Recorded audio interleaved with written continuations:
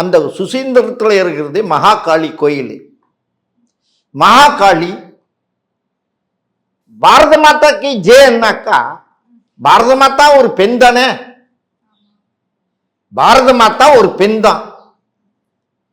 ஆனா அவங்க சொன்னதுல பாரத மாதாக்கு ஜெயன்னு சொன்னதுல தப்பு கிடையாது.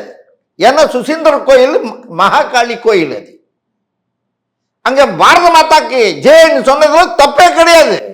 அப்ப ஏன் இந்த இடத்துல ஒரு கோவம் வந்துச்சு சார்? இதுல பிஜேபி வந்துருச்சோன்ற அந்த எண்ணத்துல வந்து சொல்லிட்டாரு. அவன் பிஜேபி என்னவே அவங்க இப்போ தூக்கத்துல கூட பயப்படுறானுங்க. பிஜேபி என்னாவே தூக்கத்திலே கூட பயப்படுறானுங்க திமுக காரனுங்க.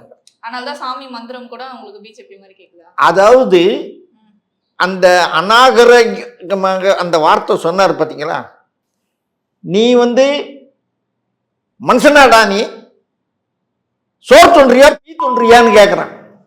இவர் என்ன தொன்றாரு? 3 வேளை. இவர் 4 வேளையும் என்ன தொன்றாரு எனக்கு தெரியாது, அதான் சாப்பிட்றாரு நினைக்கிறேன்.